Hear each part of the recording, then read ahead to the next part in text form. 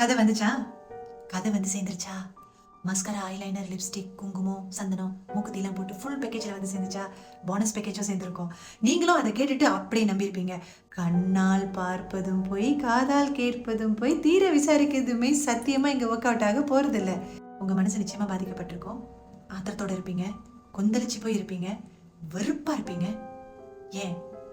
என்னடா இது, நம்ம கூட இருந்துக்கிட்டே இவ்வளோ பேசியிருக்காங்க நம்மளை பற்றி. From the simplest to the highest sensitive கூட இருக்கலாம் இல்லையா? depending on how the person is taking it and how you have delivered it. அப்போ என்ன நடக்கும்னாக்கா, இவங்க இந்த ஆத்திரத்தில் இந்த கட்டுப்பில் இருக்காங்களா கடன்னு, இவங்களோட ரியாக்ஷன் என்ன? உங்கள் ரியாக்ஷன் என்ன? கால் பண்ணி கேட்க போகிறீங்களா? இல்லை அவங்களை நேருக்கு பார்த்து கன்ஃபரண்ட் பண்ண போகிறீங்களா? இல்லை இக்னோர் பண்ணிட்டு போயிட்டு இருக்க போகிறீங்களா? இல்லை அடியோட வெறுத்து அறுத்து குப்பையை தூக்கி போடுற மாதிரி தூக்கி போட்டு போயிட்டு இருக்க போகிறீங்களா? ரொம்ப ஆழமானது இந்த விஷயம். யாரும் எதையும் பற்றி பேசாமல் இருக்கிறது இல்லை இல்லையா? அப்போ பகிர்ந்துக்கிற விஷயங்களோட செவியரிட்டி, பகிர்ந்துக்கிற விஷயங்களோட சென்சிட்டிவிட்டியை பொறுத்து இருக்குல்ல எல்லாமே. அந்த கதை கேட்டிங்களா, கதை சொன்னீங்களால அதை நான் அழகாக சம்மரைஸ் பண்ணிட்டேன் உங்களுக்கு. இப்போ ஃபைனல் லைனேஜுக்கு தான் நம்ம வந்திருக்கோம். இந்த விக்டிம், ஏன்னா இவங்களை பற்றி தானே பேசியிருக்காங்க, கண்டிப்பாக இவங்களுக்கு கோவம் வர தானே செய்யும். நானும் என் பெஸ்ட்டையும் பார்த்தீங்கன்னா எங்களுக்குள்ள நிறைய அந்த மாதிரி விஷயங்கள் நடந்திருக்கு, நிறையா வாட்டி நடந்திருக்கு. அப்போ நாங்கள் 2 பேரும் கால் பண்ணி கேட்டுக்குவோம், இந்த மாதிரி பேசுனீங்களா, இந்த மாதிரி ஒரு கதை வந்துச்சு, அது நீங்கள் சொன்னதாக உங்கள் பேர் அதில் அடிப்படுது, இப்படி கதை வந்துச்சுன்னு. அப்போ அது உண்மையாக இருந்தால் ஆமாம் நான் பேசியிருந்தேன், இது வந்து ஒரு சூழ்நிலை ஏற்பட்டுச்சு, அதை பேச வேண்டிய கட்டாயம் இருந்துச்சு, நான் பேசியிருந்தேன்.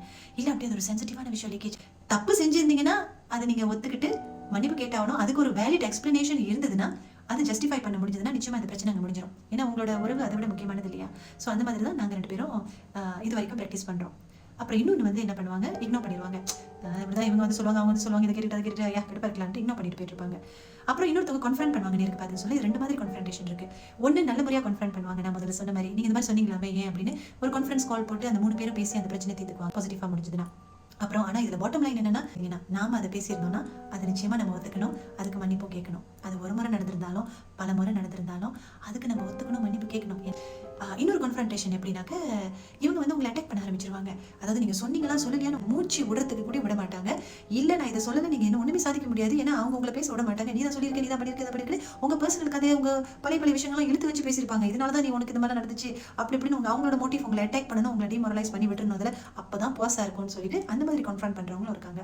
இப்போ அந்த கடைசி பர்சனுக்கு வருவோம். இவங்க என்ன பண்ணுவாங்க, மனசுக்குள்ளே வச்சுக்கிட்டு ஒன்றும் கேட்காம இருப்பாங்க.